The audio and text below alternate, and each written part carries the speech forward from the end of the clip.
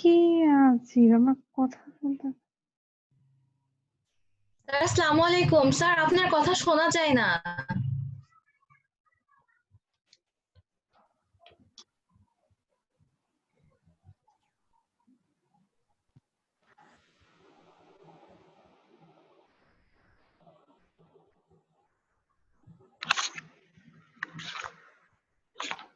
Sir কথা শোনা যাচ্ছে না স্যার।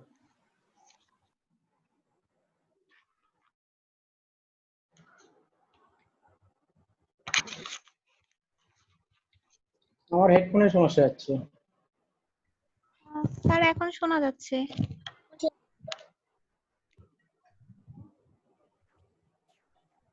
শোনা যাচ্ছে এখন? স্যার জি স্যার।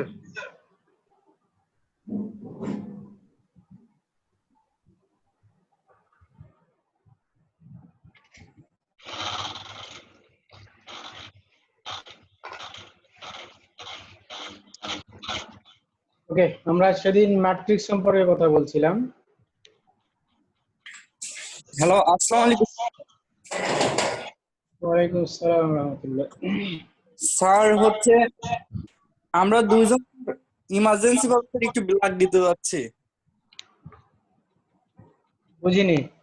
স্যার একটু ব্লাড দিতে যেতে হবে। একজনের স্যার গা হাত পা ঠান্ডা হয়ে যাচ্ছে, তো স্যার মানে 1 ঘন্টার মধ্যে ব্লাড দিতে হবে স্যার। এই জন্য স্যার একটু ক্লাস থেকে স্যার বের হয়ে যাচ্ছে।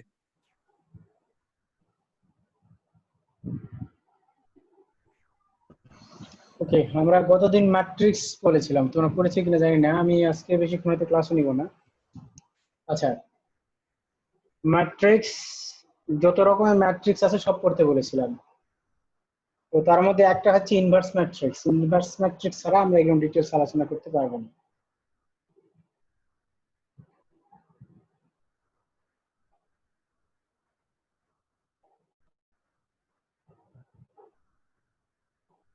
তোমরা স্ক্রিনে দেখতে পাচ্ছ কিছু সিম্পল ম্যাট্রিক্স এর উদাহরণ এবং কথা, যেগুলো তোমরা এসএসসি ইন্টারমিডিয়েটে পড়ে এসেছো। যেমন একটা হচ্ছে যে যেমন 2.6 এ বলেছে তোমার পড়ার কথা, transpose matrix, row trans column column row করে, তাহলে তাকে ট্রান্সপোজ ম্যাট্রিক্স বলা হয়। এবং এখানকার যেটা থিওরাম বলেছে a plus B transpose equal to a transpose B transpose. 2 number বলছে একটা ম্যাট্রিক্সের ট্রান্সপোজ তার উপরে আবার যদি ট্রান্সপোজ করা হয় তাহলে ওই ম্যাট্রিক্সই ফিরে পাওয়া যায়। সহজ কথা, রো যদি কলাম করা হয়, কলামকে আবার রো করা হয়, তাহলে আগের ম্যাট্রিক্সে চলে আসে, সেটাই বোঝায়। তো 2 নাম্বার আসলে তাই মিনিং করছে আর কি। 3 নাম্বার বলছে কোন স্কেলার কে একটা যে কোনো রকম একটা স্কেলার এবং এই হচ্ছে একটা ম্যাট্রিক্স, তার ট্রান্সপোজ হওয়া মানে শুধু কেবলমাত্র স্কেলারের কোনো ট্রান্সপোজ হয় না, মূলত ম্যাট্রিক্সেরই ট্রান্সপোজ হয়, তাই বলছে। আর এ বি ট্রান্সপোজ, এটা একটা মনে রাখার জিনিস এবং গুরুত্বপূর্ণ জিনিস, সেটা হচ্ছে এ বি যদি এর ট্রান্সপোজ হয়, এ এবং বি দুটা ম্যাট্রিক্স আছে, প্রোডাক্ট হয়ে আছে, সেই ম্যাট্রিক্সের উপরে যদি ট্রান্সপোজ হয় তাহলে সেটাকে বি ট্রান্সপোজ এ ট্রান্সপোজ উল্টায় যায়। মানে আমি যেটা বলতে চাচ্ছি যে তোমরা ম্যাট্রিক্সেও পড়েছো এর আগে, একটু আমি তোমাদের দেখাই যে ধরো এ বি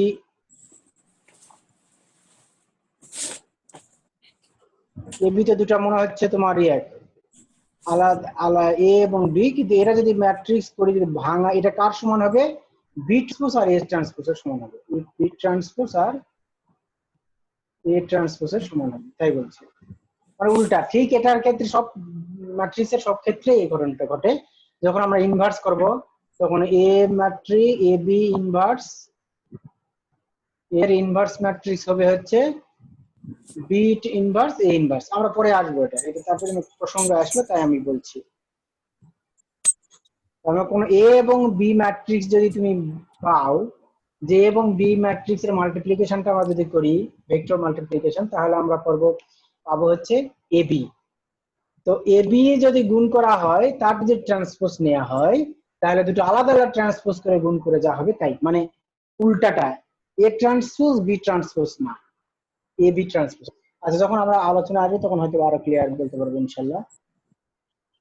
আচ্ছা, এখন বলছি এই কথা বলছি, স্কোয়ার ম্যাট্রিক্সের যা রো এবং কলাম সমান তাকে আমরা স্কোয়ার ম্যাট্রিক্স বলছি। আপাতত এই পর্যন্তই জেনে রাখো।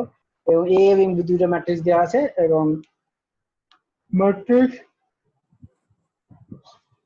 ম্যাট্রিক্স অ্যাডিশন আর ভেক্টর মাল্টিপ্লিকেশন দেখিয়েছি আমরা।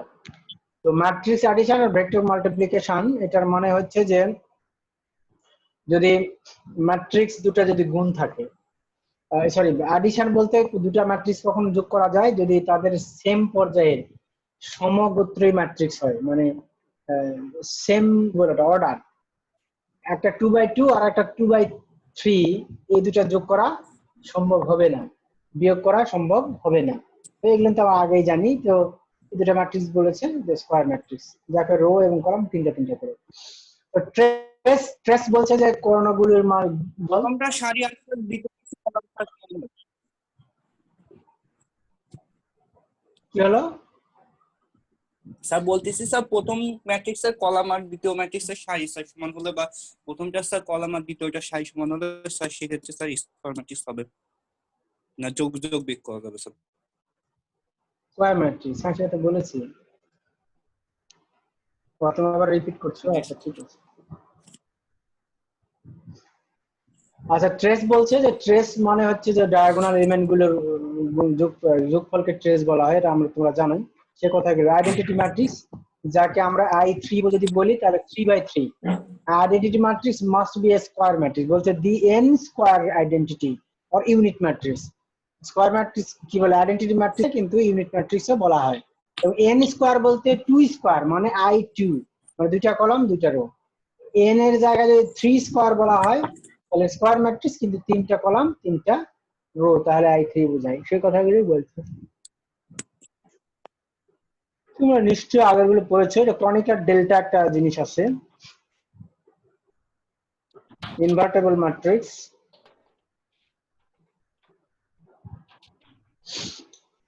Non singular matrix, non singular বা ইনভার্টেবল ম্যাট্রিক্স, যে ম্যাট্রিক্সের মান দুইভাবে বলা যায়। যে ম্যাট্রিক্সের মান শূন্য হয় না তাকে নন সিঙ্গুলার ম্যাট্রিক্স বলা হয়। ডিটারমিনেন্ট, নির্ণায়ক একটা পদ্ধতি, এটা আমরা সংক্ষিপ্ত পদ্ধতিতে বলে থাকি, কিন্তু আসলে ওটা মূলত কারণ না। মূলত কারণ যে ম্যাট্রিক্সে ইনভার্স পাওয়া যায় সেই ম্যাট্রিক্সটা আমরা ইনভার্টেবল ম্যাট্রিক্স বলবো। আর তো একটা ম্যাট্রিক্সে ইনভার্স পাওয়া কখন সম্ভব আর কখন সম্ভব না সহজে আমরা বুঝতে পারবো, সেটা হচ্ছে যদি এই ম্যাট্রিক্সের মান শূন্য হয় তাহলে ইনভার্স হবে না। তার কারণ হচ্ছে সামথিং বাই জিরো কিন্তু কি কত আমরা জানি না, কিন্তু অসংজ্ঞায়িত। তো সামথিং বাই জিরো এই ইনভার্সের ক্ষেত্রে সামথিং বাই এই কন্ডিশনটা মানতে হবে। ইনভার্স ম্যাট্রিক্সের ক্ষেত্রে যে শর্তগুলো সেগুলো তোমরা জানা থাকার কথা। 1 নম্বর শর্ত যদি বলতে চাই তাহলে অবশ্যই স্কয়ার ম্যাট্রিক্স হতে হবে।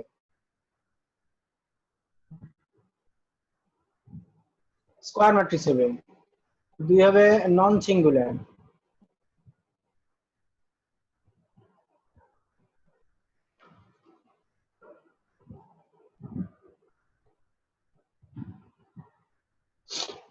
নন সিঙ্গুলার হতে হবে, মানে নিচে ডিটারমিনেন্ট 0 হওয়া যাবে না। এগুলো এটা দুটো কন্ডিশন, যে স্কয়ার ম্যাট্রিক্স হতে হবে এবং নন সিঙ্গুলার হতে হবে কোনো কিছু ম্যাট্রিক্সের মান যদি। এখন এটা হচ্ছে তোমার শর্ত। যেমন একটা ফাংশন এর বিপরীত ফাংশন হতে পারবে সব সময়, কি তা নয়। কোন সময় হতে পারবে না, যদি কোনো ফাংশনটা একাকী এবং সার্বিক না হয় তাহলে সেই ফাংশনটা কিন্তু ইনভার্স পাওয়া যায় না। কেন পাওয়া যায় না বললেই তো হবে না, এখানে কথা বলতে পারি। কেন হবে না বললেই তো হবে না, আমাকে বলতে হবে কারণ কি। এটা হচ্ছে কিউরিসিটি, ভাবে জানতে হবে। একটা ফাংশন এক এক যদি হয় কিন্তু সার্বিক না, তাহলে তার ইনভার্স করে দেখো সেটা ফাংশন। ড্র ফাংশন তো তোমরা পড়েছো অনেক আগে। ফাংশন কাকে বলে? এটা ফাংশন পড়াবো আবার এর মধ্যে। ধরো এক্স আর ওয়াই সেট,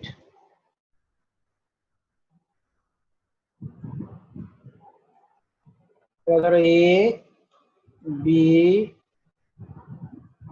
সি ডি দিলাম, 1 2 3 4। আচ্ছা এখন বলো তো, এ সম্পর্ক তৈরি করছে ধরো বি এর সাথে, 2 এর সাথে, বি 1 এর সাথে, সি 4 এর সাথে, ডি কার সাথে সম্পর্ক স্থাপন করেনি, এটা কি ফাংশন বলা যাবে? জানা আছে তোমাদের? আচ্ছা যাই হোক, ফাংশন হবে না, কারণ এক্স সেটের প্রতিটা উপাদানের সাথে ওয়াই সেটের সম্পর্ক থাকতে হবে। ধরো ডি আবার 2 তে যাচ্ছে, তাহলে কিন্তু ফাংশন, মানে ওয়াই 3 যদি ফাঁকা থাকে তাহলে সমস্যা নেই। এ হচ্ছে 2 এর সাথে সম্পর্ক করেছে, বি 1 এর সাথে, সি 4 এর সাথে, ডি 2 এর সাথে, কিন্তু 3 ফাঁকা আছে বি সেটে মানে ওয়াই সেটে, কিন্তু এটা প্রবলেম নেই, কিন্তু এটা ফাংশন নেই। ফাংশনের শর্ত হচ্ছে এক্স সেটের প্রতিটা উপাদান ওয়াই সেটের সাথে সম্পর্ক স্থাপন করবে। 1। 2 নম্বর কন্ডিশন হচ্ছে এক্স সেটের একজন বি সেটের মানে ওয়াই সেটের 2 জনের সাথে সম্পর্ক তৈরি করতে পারে না। ধরো বি যদি আবার এই 3 সাথে করেছে তাহলে আর ফাংশন হবে না। কথা বুঝতে পেরেছো? জি স্যার।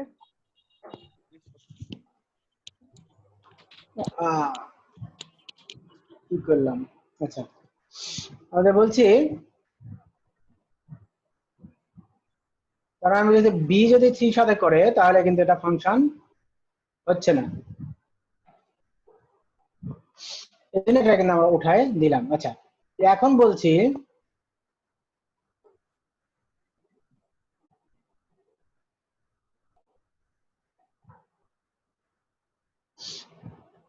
তাহলে সম্পর্ক, তার মানে বাস্তব যদি উদাহরণ দেখো যে আসলে এটা সত্য কিনা, বাস্তবে পৃথিবীতে অনেক কিছু আছে। তুমি এটাকে যদি ক্লাস মনে করো এক্স সেটটা হচ্ছে ক্লাসরুম, আর এগুলো হচ্ছে তোমার স্যারের অ্যাটেন্ডেন্স শিট। অ্যাটেন্ডেন্স শিটে তো 100 পর্যন্ত রোল লেখা থাকতে পারে, 1 2 3 4 5 6। তো এখানে ক্লাসরুমে যদি ধরো 4 জন ছাত্র থাকে, এমন কি বাস্তবে ঘটনার সাথে মিলাতে হবে, হ্যাঁ বাস্তবের সাথে মিলছে কিনা দেখতে হবে, ফাংশনটা আমরা দেখাবো। এমন কি কোনো ছাত্র পাওয়া সম্ভব যেটা ছাত্র অথচ রোল নাই? বাস্তবে সম্ভব না, ফাংশনে বলছে সম্ভব না। এটা যদি আমি ছাত্রর ক্লাসরুম বলি, এটা যদি অ্যাটেন্ডেন্স খাতা বলি, তো এখানে এমন কোনো ছাত্র থাকতে পারে না ছাত্র অথচ রোল নাই, এটা বাস্তবে সম্ভব না। ফাংশনে বলছে না এখানে কি ফাঁকা থাকতে পারবে না। আবার দুইজনে একই রোল কিন্তু হতে পারে, 3.45 দুইজন পেয়েছে, যৌথ ভাবে প্রথম স্থানের অধিকরণ করেছে, বলা যায় না। এই জন্য দেখো এ এবং ডি দ্বিতীয় 2 এর সাথে সম্পর্ক করেছে, তার মানে এটা বাস্তবে সম্ভব। ফাংশন বলছে হ্যাঁ এটা তাহলে সম্ভব, ফাংশন বলছে তার function is a reflection of life. তোমার পুরা জীবনটা আমাদের আসলে ফাংশন, বিভিন্ন জন বিভিন্ন ক্ষেত্রে বিভিন্ন রকম হয়।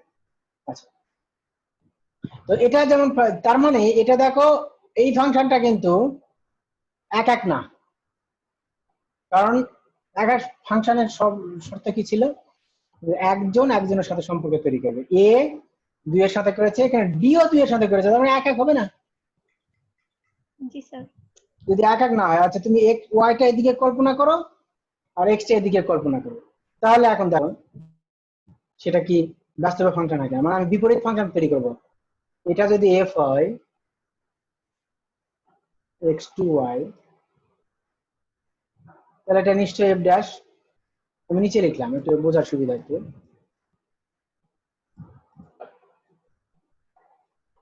Y to Y into X এটা করবো, এর বিপরীতটা তৈরি করবো। বাস্তবে সম্ভব হয়ে গেল, দেখতে পাচ্ছ 1 2 3 4।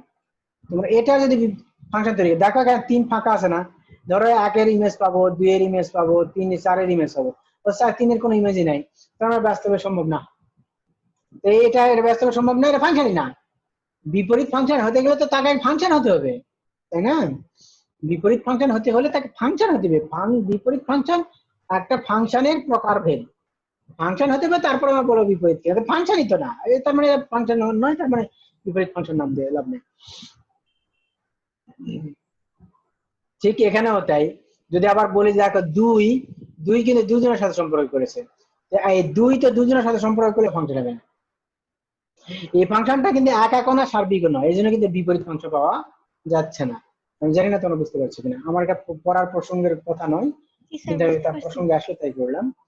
ঠিক এই ম্যাট্রিক্স এর ক্ষেত্রেও বলছে যে inverse matrix, inverse function, inverse matrix হচ্ছে তখন যখন বলবে যে এ কে বি এর ইনভার্স বলবো, যদি এ বি গুণ করে যা হয় সেটা হবে আইডেন্টিটি ম্যাট্রিক্স, এবং বি এ গুণ করে যদি আইডেন্টিটি ম্যাট্রিক্স হয়। বুঝতে পারছো কথা? তাহলে আমরা বলবো এ কে বি এর ইনভার্স অথবা বি কে এ এর ইনভার্স বলবো আমরা। তো সেই হিসাবে যদি বলতে চাই তাহলে আমরা দেখো বলতে পারি যে এখান থেকে আমরা একটা ইনক্লুশনে আসতে পারি। দেখো এখান থেকে আমরা বলতে পারি ধরো এটা এটা এটা সমান 3টা, তার মানে আমি বলতে পারি A B equal two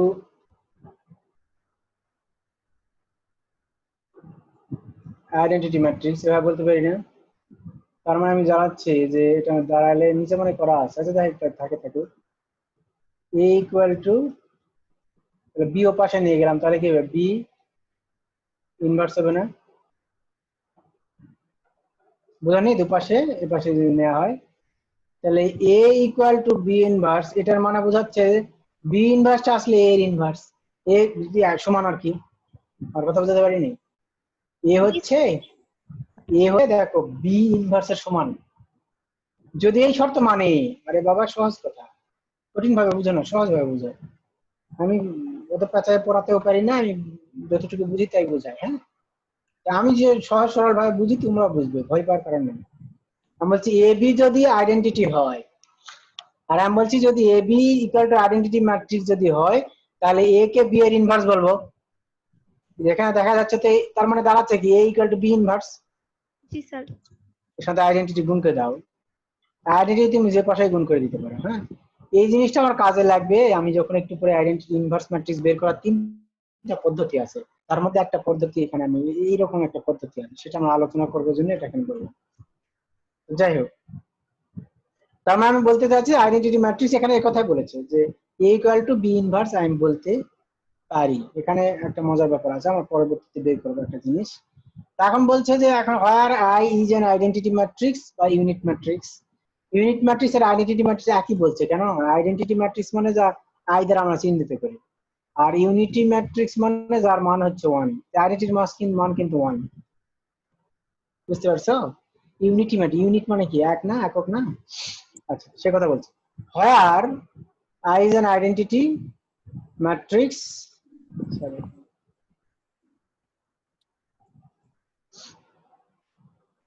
such that such a matrix, জানো এই ম্যাট্রিক্স এরকম হয় b is unique, that is if a b inverse equal to b1 a equal to identity, এবং a b যদি এরকম হয় তাহলে আমরা বলতে পারি b equal to ওই আমি যে কথা বলছিলাম ওই a b2 এই b1 আর b2 সমান হবে যদি তারা ইনভার্স আলাদা রকম ইনভার্স হয়। এগুলো নাকি কথা এরকম করে we call such a matrix b is inverse of a and denoted by a inverse। আমরা চিহ্নিত করব a ইনভার্স দ্বারা। a এর ইনভার্স হচ্ছে b is inverse of a, b হচ্ছে a এর ইনভার্স। লক্ষ্য করো b হচ্ছে a এর ইনভার্স আর এই b কে ডিনোট করছে a ইনভার্স দ্বারা, আর তার মানে a ইনভার্সটা আসলে a এর ইনভার্স। সহজ ভাবে বুঝতে গেলে এটাই বলা যায়। ওকে, সাপোজ দ্যাট a আর b হচ্ছে এটা, তাহলে a আর b গুণ করেছে, গুণ করে আইডেন্টিটি পেয়েছে, b আর a গুণ করেছে আইডেন্টিটি পেয়েছে, তারপর বলছে যে b আর a হচ্ছে ইনভার্স ম্যাট্রিক্স। এটা যে ফান্ডামেন্টাল কথা। ইউনিট ম্যাট্রিক্স কিভাবে হয় কেন হয় সেটা পরের কথা, আমি বলছি যে আসলে ইনভার্স ম্যাট্রিক্স আমরা পেতে পারি কিনা, বের করতে পারি কিনা সেটা হচ্ছে। তো আমরা যেটা বলতে চাচ্ছি যে তার মানে একটা ইনভার্স ম্যাট্রিক্স হওয়ার সহজ কথা, যে ইনভার্স ম্যাট্রিক্স হওয়ার সহজ কারণ শর্ত হচ্ছে a কে b এর ইনভার্স অথবা b কে a এর ইনভার্স বলবো যদি ab equal to ba equal to identity হয়। যদি আমি বলি ab ইকুয়াল আইডেন্টিটি হয় কিন্তু ইনভার্স হতেও পারে নাও পারে, একটা টার্ম বাদ দিয়ে হবে না, এটা মনে রেখে কিন্তু। এই জন্য এই যে এই টার্মটাতে এই যেখানে যে বলছি প্রথম অংশ আর শেষ অংশ নিয়েছে, দ্বিতীয় অংশ আর শেষ অংশ, ঠিক এখানে ওইভাবে এক্সপ্লেইন করছে, দুটো আলাদা আলাদা। এই জিনিসগুলো তোমরা বোঝার চেষ্টা করো, আশা করি বুঝতে পারবে, যেহেতু ইন্টারমিডিয়েট এগুলো পড়া বুঝতে পারবে আশা করছি। 2x2 ম্যাট্রিক্স এর বলছে যে একই ভাবে আমরা বলতে পারি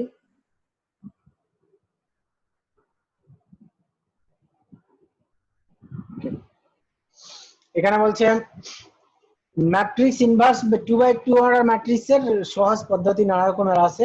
সহজ পদ্ধতি কোনটা মানে এগুলো এক পদ্ধতি না, মানে তোমাদের যেগুলো না একটা জেনারেল পদ্ধতি দরকার, যে আমি যে কোনো ম্যাট্রিক্স এখানে এটা যে নিয়মটা দেয়া আছে 2x2 order matrix 3x3 order দিলে এটা এই পদ্ধতিতে আর হবে না, বা হবে আর একটু বেশি ঝামেলা যেতে হবে। আমরা জেনারেল ফর্ম আমরা দেখার চেষ্টা করব। বলছে ফাইন্ড দ্য ইনভার্স, এর বলছে find the inverse of A and B, A এবং বি এর ইনভার্স বের করো। তো এ এর ইনভার্স বলেছে, তোমরা তোমরা মানে দেখেছো এর আগে অ্যাডমিশন টেস্টে মানে তোমরা পড়েছিলে, সেটা পড়েছিলে এরকম যে এই 2x2 অর্ডারের ম্যাট্রিক্স এর এই কোণার ডায়াগোনাল উপাদানগুলো চেঞ্জ হয়ে যায়, 5 এর জায়গায় 2, 2 এর জায়গায় 5 হবে, আর এই দুই জায়গায় বিপরীত চিহ্ন হবে, আর এর ডিটারমিন্যান্ট দ্বারা ভাগ হবে, তাই না? এ বি সি ডি এরকম কোচিং সেন্টারে এভাবে পড়াতো। যদি বলা হয় কেন হবে, তোমাকে পারা কঠিন বা পারবে না, এইটুকু বলতে পারি। তো এগুলো ভাবার দরকার নেই, এখন ভাবতে হবে যে আমার এভাবে আমি পারি কিনা, সেটা আমার বলেছে। জায়গা এখন বলেছে যে এটা এরকম, কিন্তু বি ম্যাট্রিক্সে দেখো বলেছে যে এটা যদি গুণ করা হয় 6, এদিকে 3 দুগুণে 6, তো 6 বিয়োগ 6, এই বি এর ডিটারমিনেন্ট কত? ম্যাট্রিক্স আর ডিটারমিনেন্টে বাদ আনতে হবে। আর আশা করছি তোমরা জানো তোমার বি এর ডিটারমিনেন্ট কিন্তু 6, হ্যাঁ? তো সামথিং বাই 6, সরি ডিটারমিনেন্ট কিন্তু 0, something by 0 equal to undefined, এই জন্য বি এর আসলে ইনভার্স ম্যাট্রিক্স পাওয়া যায়। নাও ই ভ্যালিড বি ইকুয়াল টু এত, because b equal to 0, the matrix b has no inverse, এর কোনো ইনভার্স ম্যাট্রিক্স নাই। Inverse of n by n order matrix, special form of matrix, বিভিন্ন কথা বলেছে।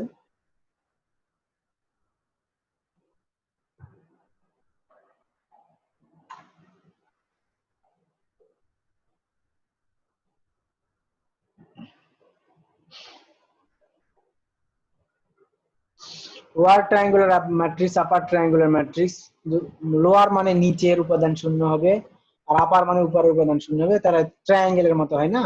তো দেখো এই নিচের উপাদানগুলো শূন্য হয়ে গেছে। যেমন এ আই জে যে বলেছে I J, a square matrix A IJ is upper triangular or simply triangular if an entries below the main diagonal are equal to 0, আর নিচের গুলা যদি শূন্য হয় তাহলে উপরের মান থাকলো, এই জন্য তাকে বলছে আপার ট্রায়াঙ্গুলার ম্যাট্রিক্স। সেটাকে অন্যভাবে বলছে যে কিরকম, A I J equal to 0 যদি আই আর জে, আই যদি জে এর চেয়ে বড় হয়, A11, A12, A13, A21, A22, A23, A31, 21, A21, এগুলো তো জানার কথা আছে। যাই হোক A21, তার 21, এটা যদি আই বলি, এটা জে, আমি শর্ত কোনটা? আই গ্রেটার দেন জে না? 2 1 থেকে বড়, তার মানে এক শর্ত অনুযায়ী বলছে যেটা হতে হবে এ আই 0 হবে, এই জন্য এই উপাদানগুলো 0 হয়ে গেছে, 0 হয়ে গেছে, এগুলো 0 হয়ে গেছে। হ্যাঁ, এগুলো 0 হয়ে গেছে, এই উপাদানগুলো যেহেতু উপরের উপাদানগুলো শুধু থাকবে, এই জন্য তাকে 0 করেছে। ওকে, তো upper triangular matrix, lower triangular matrix এগুলো লাগবে আমাদের পরে। সিমেট্রিক ম্যাট্রিক্স, অর্থোগোনাল ম্যাট্রিক্স এর পড়েছো তো নাকি? অর্থোগোনাল ম্যাট্রিক্স,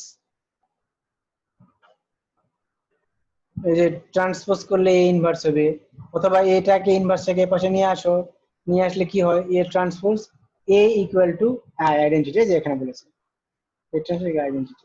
এরকম উদাহরণ সহ জিজ্ঞেস করুন। Matrix multiplication, matrix addition, multiplication এর উদাহরণ সহ দেখে নিও। ম্যাট্রিক্স থেকে অ্যাকসেপ্ট আমি প্রশ্ন দিব ফাইনাল পরীক্ষা, যদি তোমাদের সিলেবাস হবে এরকম না। হারমিশিয়ান ম্যাট্রিক্স, কোন ম্যাট্রিক্স হারমিশিয়ান, কোন ম্যাট্রিক্স ইউনিটারি ম্যাট্রিক্স বলা হয়, এগুলো মানে শর্ত কি, এই জিনিসগুলো কিন্তু আমি দিব, যদিও ম্যাট্রিক্স নাই এখানে, হ্যাঁ সিলেবাসে নাই, তারপর আমি অ্যাকসেপ্ট তোমাদের একটা প্রশ্ন দিব, আমি এটুকুই বলতে পারছি। যতটুকু যদি মানে মডারেশন হয়তো কোশ্চিন, এটা মডারেশন হয় তাহলে আলাদা কথা, তখন আমি কিছু বলতে পারছি, কিন্তু আমি প্রশ্ন করবো। এই জন্য ম্যাট্রিক্স গুলো তোমরা ভালো করে মনোযোগ দিয়ে পড়বে।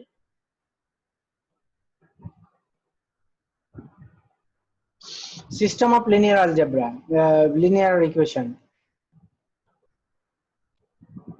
এটা তোমাদের পড়তে হবে।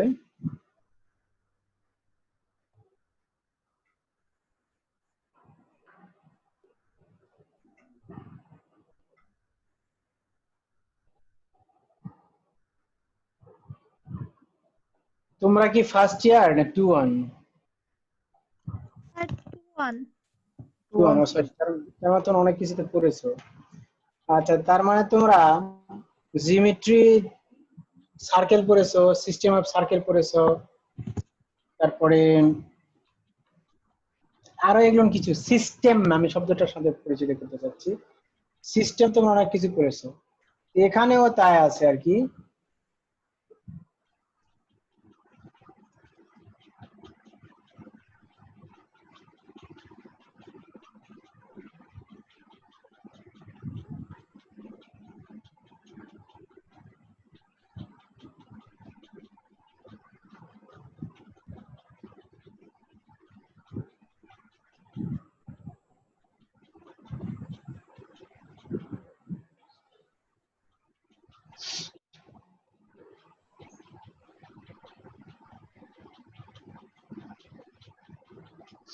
তোমরা সিস্টেম অফ লিনিয়ার ইকুয়েশন এগুলো কি পড়েছো?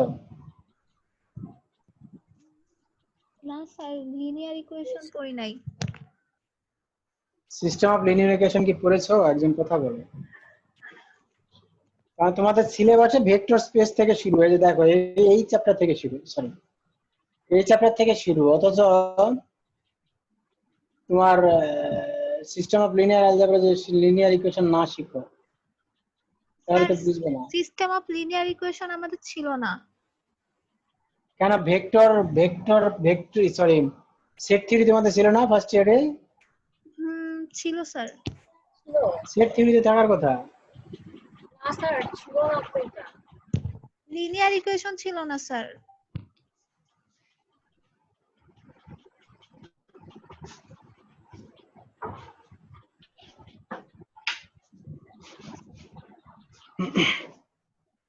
সিস্টেম অফ লিনিয়ার ইকুয়েশনে লিনিয়ার ইকুয়েশন তো ওখানে থাকার কথা।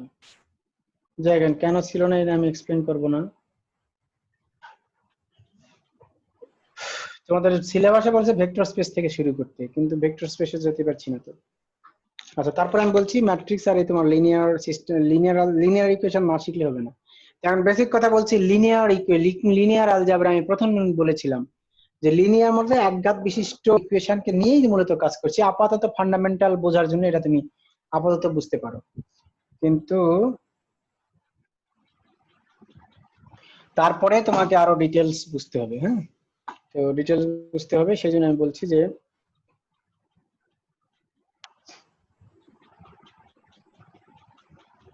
আচ্ছা ডিটেলস বুঝতে হবে, সেই জন্য আমি বলছি যে আচ্ছা লিনিয়ার ইকুয়েশন বলতে এক ঘাত বিশিষ্ট ইকুয়েশন কে আমরা লিনিয়ার লাইন যেটা বলি, লাইনের ইকুয়েশন কিন্তু ax plus by plus c equal to 0 এরকমই হয়। তো তো যদি এখন যদি 3 ডাইমেনশন হয় তাহলে হবে এরকম ax প্লাস by, তোমরা জিওমেট্রি 3 ডাইমেনশন পড়োনি? জি স্যার, 1 2 3 ডাইমেনশন পড়েছি। প্লাস d ইকুয়াল টু 0 এরকম হয়। ভ্যারি বাড়তে থাকবে যদি ডাইমেনশন অসংখ্য হয়। আমরা এখানে প্রথমে ডাইমেনশন n ডাইমেনশন পড়লাম না, এই ডাইমেনশন বলতে যদি ডাইমেনশন বৃদ্ধি পেতে থাকে তাহলে r ওভার n এরকম হয়, আমি বলেছিলাম কিন্তু। তো এই ব্যাপারটা তোমরা মাথায় রেখো তাহলেই হবে। তো এটা একটা লাইনের ইকুয়েশন দেখতে পাচ্ছ তোমরা, x প্লাস b। লিনিয়ার বলো। ইকুয়েশন 3 ডাইমেনশনে হয় নাকি 2 ডাইমেনশনে হয়? হ্যালো, স্যার আমি বলছিলাম লিনিয়ার ইকুয়েশন কি 3 ডাইমেনশনে হয় নাকি 2 ডাইমেনশনেও হয়? আমি তো সেটাই কেবল শুরু করলাম। লাইন বলতে তো তোমার খালি এই খাতায় টান দেয়, এটাই তো লাইন না। হ্যাঁ, জি স্যার। খাতায় টান দিয়ে যে লাইন লিখো সেটা কি হয়, সেটা ইকুয়েশন কেমন হয় বলো তো? ax প্লাস by না? জি স্যার। ax প্লাস by, এটা যে 2 ডাইমেনশন। ডাইমেনশন আমি এখন বোঝাতে পারবো না, ভেক্টর স্পেসে যে আবার কথা বলবো। এটা তো ধরো আবার একটা রড, রড পড়ে আছে একটা জায়গায়, তো রডের ইকুয়েশন কিভাবে লিখবে? এটা রড লম্বা হয়ে আছে, ওটাকে তুমি কিভাবে উচ্চতা আছে যে তুমি খাতায় যে দাগ দিলে এটাতে তো উচ্চতা নেই, দৈর্ঘ্য আর প্রস্থ আছে, এই জন্য 2টা ডাইমেনশন নিয়েছে। যদি 3টা ডাইমেনশন থাকে তাহলে 3টা, ওটা লাইন, লাইনের মতো থাকবে। লাইন এখন 2 ডাইমেনশন হতে পারে, 3 ডাইমেনশন হতে পারে, 5 ডাইমেনশন হতে পারে, যে কোনো ডাইমেনশন হতে পারে। এর জন্য আমরা বলেছি r ওভার n। তো ওখানে r ওভার n আমরা এই জন্য পড়েছি, তো সেটা মানে লাইনের মতো হবে, এটা সহজ কথা। তা আমি বলতে চাচ্ছি মূলত কিন্তু একঘাত বিশিষ্ট হতে হবে, তাকে বলবো আমরা লিনিয়ার ইকুয়েশন। এটা বলেছে a linear equation is unknown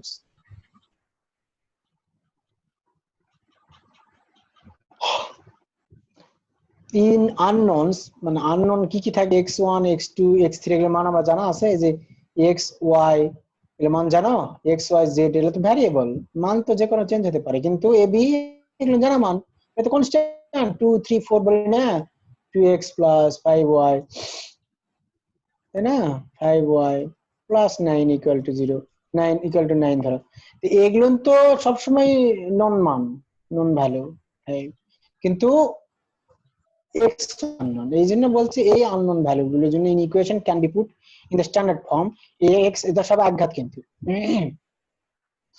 equation এর আঘাত বলছে a1 b1 এগুলো a b এগুলোকে বলছি constant and the constant a k is called coefficient of x k এগুলো আগের x এর মানে b is called a constant term এটা একটা কনস্ট্যান্ট টার্ম আর এগুলো হচ্ছে একটা প্রত্যেকটা একটা করে কোএফিসিয়েন্ট x এর কোএফিসিয়েন্ট ওকে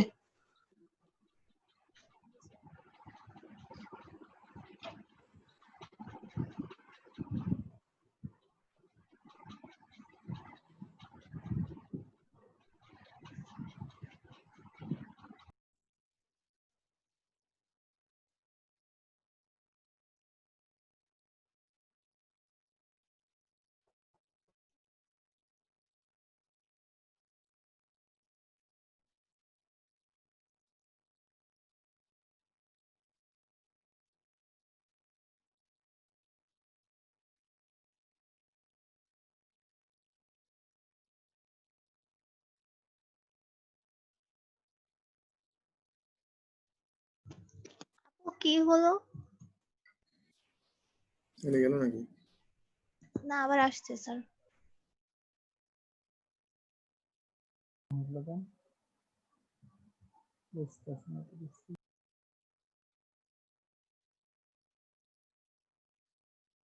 স্যার আনমিউট হয়ে আছে।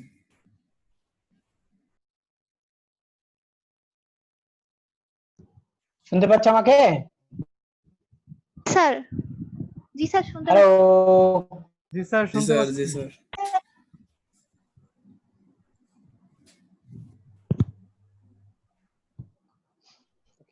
ওইটার নেটের প্রবলেম হয়েছিল সম্ভবত ওকে যাই হোক তো আমরা দেখতে পাচ্ছি সার্চ এখন বলছে যে হ্যাঁ সরি তো এগুলোকে আমরা বলছি যে লিনিয়ার ইকুয়েশন তো একসাথে যদি অনেকগুলো ইকুয়েশন থাকে তখন বলি সিস্টেম অফ লিনিয়ার ইকুয়েশন ধরো 5টা ইকুয়েশন আছে 3টা ইকুয়েশন আছে একাধিক ইকুয়েশন হলে আমরা বলি সিস্টেম অফ লিনিয়ার ইকুয়েশন এটা হচ্ছে বেসিক কথা এছাড়া আর কিছু নাই এর মধ্যে এই যে এগুলো দেখো 1টা 2টা 3টা প্রত্যেকটা এগুলো সব সিস্টেম অফ লিনিয়ার ইকুয়েশন এই কথাগুলি বলেছে হ্যাঁ এছাড়া আর কিছু নাই এই কথাগুলি আচ্ছা এখন system of linear equation solve করা নানা রকমের কথা আছে নানা রকম মেথড আছে সেই মেথড গুলো আমরা ইউজ করতে হবে তা না হলে তোমরা ভেক্টর বলছো যে তোমরা এইজন্য এটার জন্য ম্যাট্রিক্স একটু দেখালাম ম্যাট্রিক্স গুলো একটু দরকার তো কনসিডার দ্য ফলোইং সিস্টেম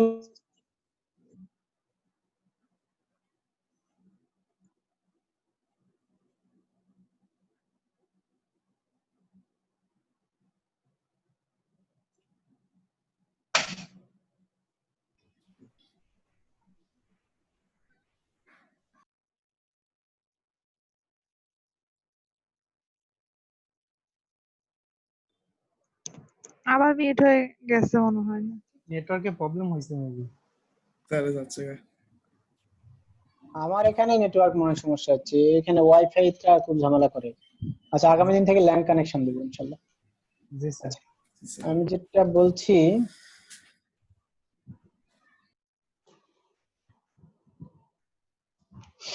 আমি যে বলছি এই সিস্টেম অফ লিনিয়ার ইকুয়েশনের অনেকগুলো সলিউশন করার ফর্ম আছে তো একটা সহজ ফর্ম ক্রেমার্সও বলে অনেক সময় ক্রেমার্স বলে বা জেনারেল সলিউশনও বলে সেটা হচ্ছে প্রথম টার্মগুলোকে আমরা শূন্য করব প্রথম টার্মগুলো দেখো এটা এই টার্মকে যদি শূন্য মানে এই প্রথমটা বাদ দিয়ে এই ইকুয়েশন বাদ দিয়ে মনে রাখো শুধু আমার কথা মনে রাখো তাহলে ভিতরে কাজ আছে কারণ আর সময় মনে হবে এখানে 13 মিনিট আছে আমি হয়তো শেষ করতে পারবো না আমি তোমাদের বলে দিচ্ছি তোমরা শুনে নাও তাহলে তোমরা দেখলে বুঝতে পারবে এই প্রথম লাইনটা প্রথম ইকুয়েশনে কোনো কিছু করবে না কিন্তু প্রথম ইকুয়েশনে যোগ বিয়োগ গুণ করে এটা এই প্রথম টার্ম আর দ্বিতীয় টার্ম আমরা শূন্য করব আর ইচালন পদ্ধতিতে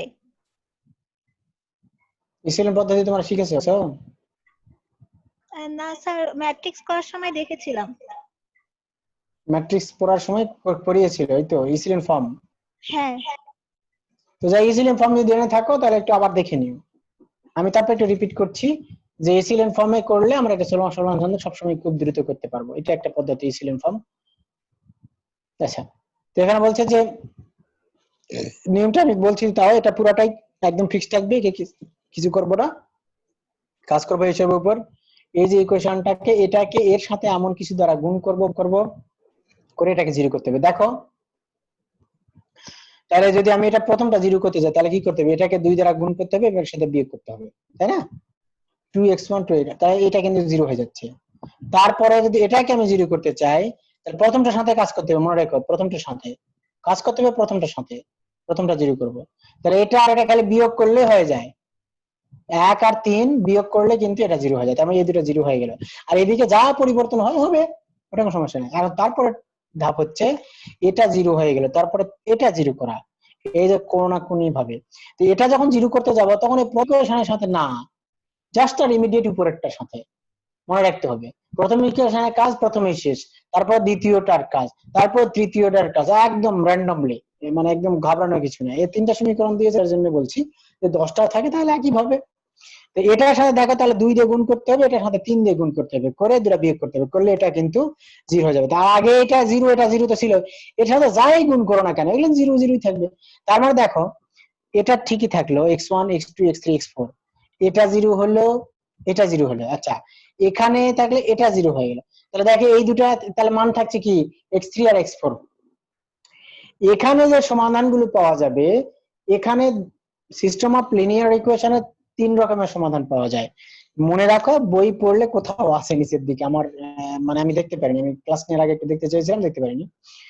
3 রকমের সমাধান পাওয়া যায়, একটা হচ্ছে ইউনিক সলিউশন, আর একটা ফাইনাইটলি মেনি সলিউশন, আর একটা আছে নো সলিউশন।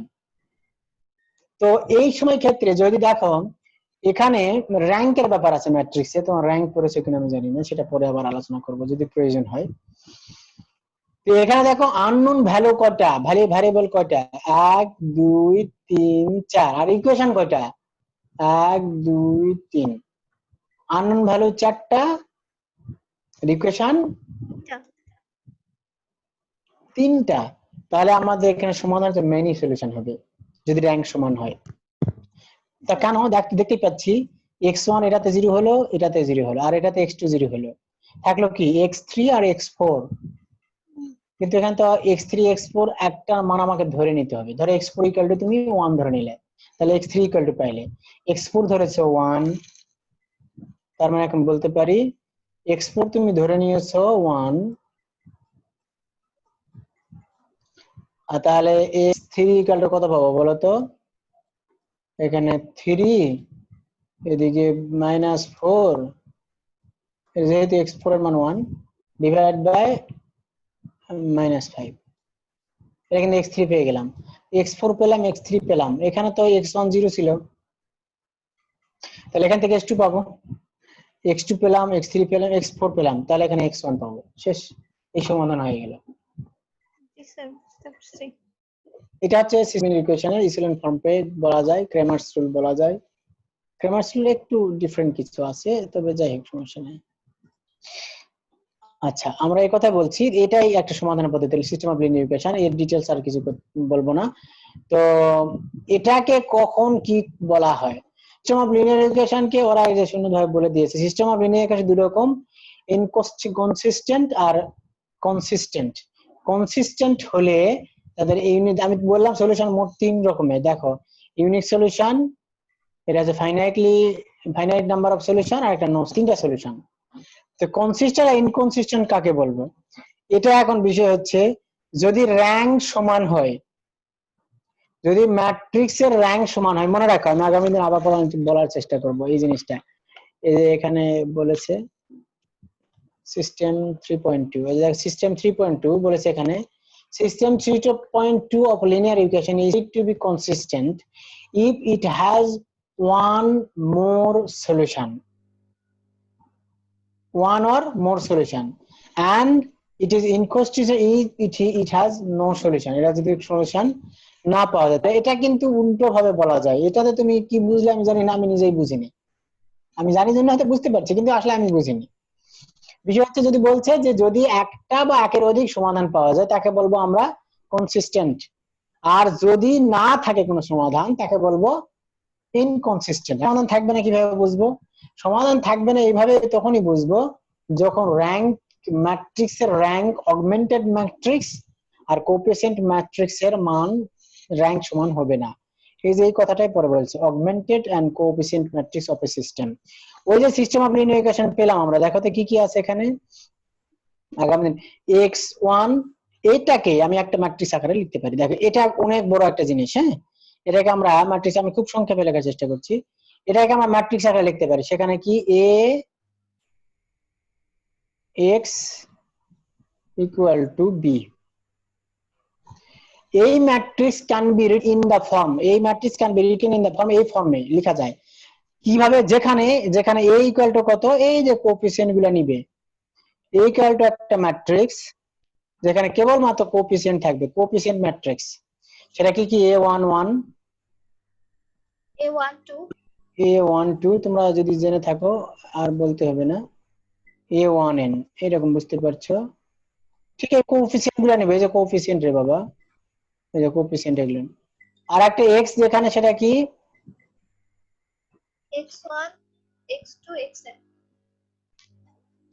ধরো এই যে x1 x2, এই x1 x2 আমার পেন ইয়াকে লিখছি তো এই জন্য। আর b হচ্ছে এই পাশের কনস্ট্যান্ট গুলো, এটা হচ্ছে b। এই কনস্ট্যান্ট গুলো হচ্ছে b, যে b1 b2 bm, এগুলো হচ্ছে b।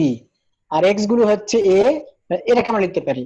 এই যে এটাকে লেখা, এটাকে বলছি যে b কে বলছি কনস্ট্যান্ট ম্যাট্রিক্স, এটাকে বলছি কোএফিসিয়েন্ট ম্যাট্রিক্স, সরি এটাকে বলছি কোএফিসিয়েন্ট ম্যাট্রিক্স, আর এটাকে বলছি ভ্যারিয়েবল ম্যাট্রিক্স। তোমরা তো আগে জেনে থাকার কথা, ভ্যারিয়েবল যেটা থাকবে সেটা বলে ভ্যারিয়েবল ম্যাট্রিক্স, আর ভ্যারিয়েবলের কোএফিসিয়েন্ট যেগুলো লিখবে সেটা বলে কোএফিসিয়েন্ট ম্যাট্রিক্স।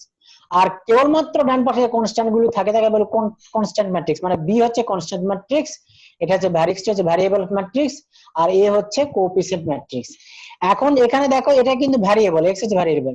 এখন এই কোএফিসিয়েন্ট এবং কনস্ট্যান্ট ম্যাট্রিক্স একসাথে নিলে যেটা হয় সেটাকে বলে অগমেন্টেড ম্যাট্রিক্স। সেটাকে আমরা লিখি এভাবে, এ একটা হাইফেনের মতো টান দিয়ে বলি বি, এটাকে বলছি অগমেন্টেড ম্যাট্রিক্স। বুঝতে পারছো? এটাকে বলছি অগমেন্টেড ম্যাট্রিক্স। তো এখন এ থাকবে, এর উপাদানগুলোর পাশে থাকবে, টান দিয়ে বি এর উপাদান থাকবে। তো অগমেন্টেড ম্যাট্রিক্স এর র্যাঙ্ক, র্যাঙ্ক বের করা আসলে তোমরা জানো, র্যাঙ্ক হচ্ছে যতগুলো নন জিরো রো থাকবে ইসিলেন ফর্মে কনভার্ট করার পর যতগুলো নন জিরো রো থাকবে সেই ম্যাট্রিক্স এর র্যাঙ্ক তত। মানে এ একটা ম্যাট্রিক্স, এটাতে এরকম a1 a2 a3 a1 a12 এরকম থাকবে, তাহলে a1n। এগুলা অগমেন্ট আমরা এখন ইসিলেন ফর্মে কনভার্ট করব, কনভার্ট করার পরে দেখবো যে এগুলোর র্যাঙ্ক কেমন কি হয়ে আছে। যদি যতগুলো নন জিরো রো থাকে, যতগুলো নন জিরো রো থাকে তার ম্যাট্রিক্সের র্যাঙ্ক তত। যদি র্যাঙ্ক, আমি যে কথা বলতে চাচ্ছি, এটা হচ্ছে অগমেন্টেড ম্যাট্রিক্স আর এ হচ্ছে কোএফিসিয়েন্ট ম্যাট্রিক্স, মনে রাখো। জি স্যার। অগমেন্টেড ম্যাট্রিক্সের র্যাঙ্ক আর কোএফিসিয়েন্ট ম্যাট্রিক্সের র্যাঙ্ক যদি সমান থাকে তাহলে আমরা বলবো কনসিস্টেন্ট, মনে রাখো। আর যদি অসমান হয় তাহলে তাকে আমরা বলবো কনসিস্টেন্ট। যতক্ষণ তো র্যাঙ্ক আলাদা আলাদা বের করে নিতে হবে, একসাথে বের হবে। তো এটা যখন অ্যাপ্লাই করতে যাও দুটোর সাথে একসাথে বের করবে না, পুরোটা মিলে হচ্ছে অগমেন্টেড ম্যাট্রিক্স, কেবলমাত্র এ যেটা ওটা হচ্ছে কোএফিসিয়েন্ট ম্যাট্রিক্স, একসাথে হয়ে যাবে। এখানে লেখার জন্য আলাদা করে বোঝার জন্য লিখেছি, ঠিক আছে? বুঝতে পারিনি? আরেকবার আমি বলছি অগমেন্টেড ম্যাট্রিক্সটা হচ্ছে, এরা কিভাবে লিখেছে আমি দেখি এই বইটাতে।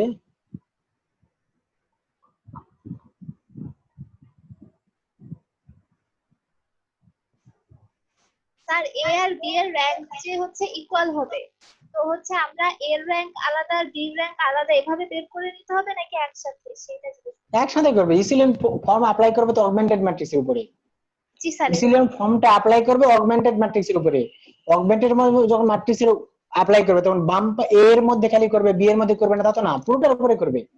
করার পরে যখন ইসিলেন ফর্ম হয়ে যাবে তখন তুমি দেখবে যে ম্যাট্রিক্সের অবস্থা কি দাঁড়ালো, অগমেন্টেড ম্যাট্রিক্সের কি অবস্থা দাঁড়ালো, আর কোএফিসিয়েন্টসের অবস্থা কি দাঁড়ালো আফটার কনফার্মিং ইসিলিন ফর্ম করার পর, কনফার্ম করার পরে। ওকে, তো আমি কনসিস্টেন্ট আর ইনকনসিস্টেন্ট বোঝানোর জন্য এই কথাটা বললাম। তো সেটাই তোমরা একটু আগামী, যেহেতু তোমরা ম্যাট্রিক্স পড়েছো, ইসিলিন ফর্ম পড়েছো, ইসিলিন ফর্ম, অগমেন্টেড ম্যাট্রিক্স, এটার থেকে এই বই থেকে এক্সাম্পল দুটো দেখো। হ্যাঁ, আগামী দিন আমি ভেক্টর স্পেসে যাব, আর ভেক্টর স্পেসের সংক্ষিপ্ত রূপ বলে দিচ্ছি, যে ভেক্টরের মধ্যে তোমার ভেক্টর অ্যাডিশন, স্কেলার মাল্টিপ্লিকেশন থাকে, সেটা হচ্ছে ভেক্টর স্পেস। সিম্পল কথা, ওরা আমরা আলোচনায় যাব আগামী দিন ইনশাআল্লাহ, ক্লাস নিব। আর 4-5 মিনিট আছে, আর প্রশ্ন থাকলে বলো।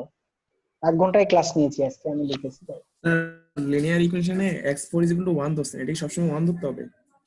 বুঝিনি স্যার x4 1 ধরছিলেন স্যার আপনি। কেন, ইচ্ছা মনে হলে তুমি 0 ধরতে পারো, না পারো। আমরা 1 0 ধরি কেন? ক্যালকুলেশন সহজের জন্য। স্যার এটা ঠিক আছে।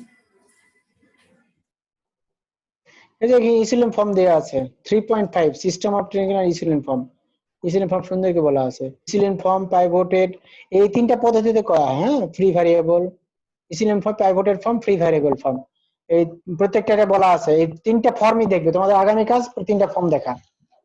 ঠিক আছে, ফ্রি ভ্যারিয়েবল, ভ্যারিয়েবল ফ্রি করা, ওই প্রায় কাছাকাছি সব পদ্ধতি, কিন্তু একটার চেয়ে আরেকটা উপকারী, বিভিন্ন দিক থেকে উপকারী। ইসিলিন ফর্মটা সবচেয়ে বেশি উপকারী মনে করি আমি। যাই হোক, এই পাইভটেড ফর্ম, ইসিলিন ফর্ম, আর হচ্ছে ফ্রি ভ্যারিয়েবল ফর্ম, এই তিনটা ফর্ম বই দেখে শিখবে, একদম সিম্পল। আগামী দিন ভেক্টর স্পেসে আমি আলোচনা করব ইনশাআল্লাহ। ঠিক আছে, গসিয়ান এলিমিনেশন মেথড একই জিনিস, ওই একই রকমের কথা। গসিয়ান এলিমিনেশনটা দেখো, একই কথা, মানে এটা কিউরিওসিটি থেকেই দেখো। আমাকে বললে সব পড়তে হবে তা না, বইয়ে দিয়েছে এমনিতে সব, যদি স্যার পড়াতে যায় সময় পাবে না তো, আর যেভাবে পড়াচ্ছে এভাবে তো আসলে খুব কঠিন। স্যার আমাদের হচ্ছে ফার্স্টের যে চ্যাপ্টারটা পড়াইছিলেন ওখান থেকে কি কোশ্চেন হবে? আমি একদম বলছি তো, ম্যাট্রিক্স এবং ইসিলিন কি বলে সিস্টেম অফ লিনিয়ার ইকুয়েশন, এই দুটো থেকে একটা সেট হবে, অন্তত একটা সেট কি হতে পারে। আচ্ছা স্যার, আর আমাদের সিলেবাস শুরু তো ঠিক আছে, ভেক্টর স্পেস থেকে। সিলেবাসে ভেক্টর স্পেস থেকে আছে, কিন্তু আমি শুরু করব ওখান থেকে, কোশ্চেনও করব আমি ওখান থেকে। ঠিক আছে, এই যে echelon matrix, row canonical form, row equivalence, এগুলো তো সব পড়া, তোমরা একটু দেখবে। এই যে এখানে র্যাঙ্ক অফ এ ম্যাট্রিক্স। ওকে, ঠিক আছে, এগুলো আগামী চ্যাপ্টারে, আগামী দিন এই চ্যাপ্টার গুলো দেখবে। প্রতি কি বলে থিওরাম বা ডেফিনেশন বা এক্সপ্লেনেশন দেখার সাথে সাথে একটা করে উদাহরণ দেখবে, যেখানে সলভ প্রবলেম করে দেওয়া আছে, বোঝার চেষ্টা করবে, না বুঝলে দাগ দিয়ে রাখবে, আগামী দিন প্রশ্ন করবে। তো সকলকে ধন্যবাদ, তোমার জন্য দোয়া রাখো সবাই। জি স্যার, ওকে, আসসালামু আলাইকুম। আসসালামু আলাইকুম স্যার।